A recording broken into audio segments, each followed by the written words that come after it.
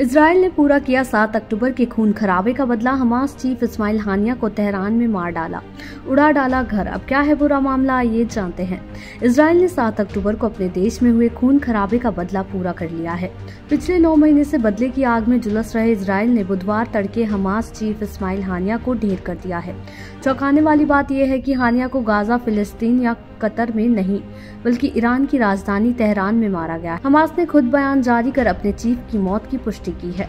दरअसल Hamas chief Ismail हानिया मंगलवार यानी 30 जुलाई को ईरान के नए राष्ट्रपति मसूद पेजेश्कियन के शपथ ग्रहण समारोह में शामिल हुआ। इस दौरान ईरान हानिया के सर्वोच्च नेता अयातुल्ला अली खामेनेई से भी मुलाकात की थी। इसके अगले ही दिन बुधवार यानी कि आज सुबह इजराइल ने उस घर को ही उड़ा दिया जिसमें इस्माइल हानिया ठहरा हुआ था। ईरान के इस्लामिक रेवोल्यूशनरी गार्ड कॉर्प्स यानी IRGC ने बयान जारी कर कहा कि हमला तेहरान में हानिया के ठिकाने को निशाना बनाकर किया गया। इसमें हमास चीफ के साथ साथ उसका एक बॉडीगार्ड भी मारा गया है। फिलिस्तीनी संगठन हमास की कई इकाइयां हैं जो राजनीतिक, फौजी या सामाजिक कामकाज संभालती हैं। हमास की नीतियां एक कंसल्टेटिव बॉडी तय करती हैं। मुख्यालय गाजा पट्टी इलाके में ही है। अब तक हमास की कमान इस्माइल हानिया के हाथों में थी, जो इसका चेयरमैन था। उसने 2017 से खालिद मेशाल के उत्तराधिकारी के तौर पर ये काम संभाला था। वो कतर की राजधानी दोहा में रहता था और वहीं से हमास का कामकाज देखता था। दरअसल मिस्र ने उसके गाजा आने जाने पर रोक लगा रखी थी। हाल ही में अप्रैल 2024 में इजराइल सुरक्षा बलों ने हानिया के 3 बेटों को भी मार गिराया था। इजराइल ने गाजा पट्टी पर एयर स्ट्राइक कर हानिया के 3 बेटे आमिर, हाजिम और मोहम्मद गाजा में आतंकी गतिविधियों को अंजाम देने जा रहे थे। इस बीच तीनों हवाई हमलों की चपेट में आ गए। बता दें कि इजराइल और हमास के बीच जंग 7 अक्टूबर 2023 से जारी है। तब हमास ने इजराइल पर हमला कर दिया था जिसमें 1200 लोग मारे गए थे। हमास ने 250 नागरिकों को बंधक भी बना लिया था। दावा है कि अब भी 150 बंधक हमास के कब्जे में है। वहीं हमास दावा करता है कि इजरायली हमलों में अब तक 39,000 से ज्यादा फिलिस्तीनी नागरिकों की मौत हो चुकी है। इजराइल का कहना है कि उसने इस ऑपरेशन में हमास और उसके सहयोगियों के 14,000 से ज्यादा लड़ाकों को मार गिराया है।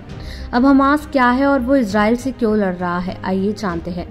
दरअसल 2007 में राजनीतिक प्रतिद्वंदियों को हिंसक तरीके से खदेड़ने के बाद हमास गाजा का एकमात्र शासक बन गया।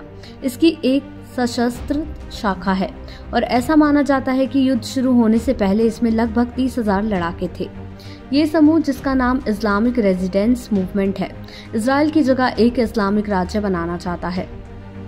हमास इजराइल के अस्तित्व के अधिकार को अस्वीकार करता है और इसके विनाश के लिए प्रतिबद्ध है। हमास ने अपने हमले को फिलिस्तीनी लोगों के विरुद्ध इजराइल के अपराधों के जवाब के रूप में उचित ठहराया। इनमें इस्लाम के तीसरे सबसे पवित्र स्थल अल अक्सा मस्जिद, जो कि कब्जे वाली पूर्वी यरूशलेम में है, पर सुरक्षा छापे और कब्जे वाले पश्चिमी तट में यहूदी बस्तियों की गतिविधियां शामिल हैं। 3 हफ्ते बाद इजराइल ने जमीनी हमला किया। उसने समुद्र से भी गाजा पर बमबारी की है। प्रारंभ में हमले उत्तरी गाजा, विशेषकर गाजा शहर और उसके नीचे स्थित सुरंगों पर केंद्रित थे, जिनके बारे में इजराइल का कहना था कि वो हमास के सैन्य अभियानों का केंद्र थे। इजराइल ने उत्तर में रहने वाले सभी 1.1 मिलियन लोगों को उनकी सुरक्षा के लिए दक्षिण की ओर जाने का आदेश दिया। आपको बता दें कि हमास द्वारा अपहृत किए गए 253 पुरुषों, महिलाओं और बच्चों में से अधिकांश नागरिक थे। इनमें बुजुर्ग लोग, विकलांग और चिकित्सा संबंधी समस्या वाले लोग भी शामिल थे। सबसे छोटा बच्चा 9 महीने का था। गाजा में हमास ने उन्हें सुरंगों और लड़ाकों के घेरों में छिपा दिया। अप्रष्ट रिपोर्ट से पता चलता है कि कुछ को अन्य आतंकवादी समूह ने पकड़ रखा है। नवंबर के युद्ध विराम के दौरान 105 बंधकों को इजरायली जेलों में बंद 240 फिलिस्तीनियों के बदले रिहा किया गया था। इससे पहले 4 बंधकों को हमास द्वारा मुक्त कराया गया था और 3 को IDF द्वारा बचाया गया था। 1 को 29 अक्टूबर को और 2 को 12 फरवरी को।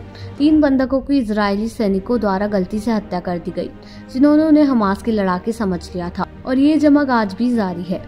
देश दुनिया की ऐसी ही तमाम खबरों के लिए देखते रहें समय डिजिटल।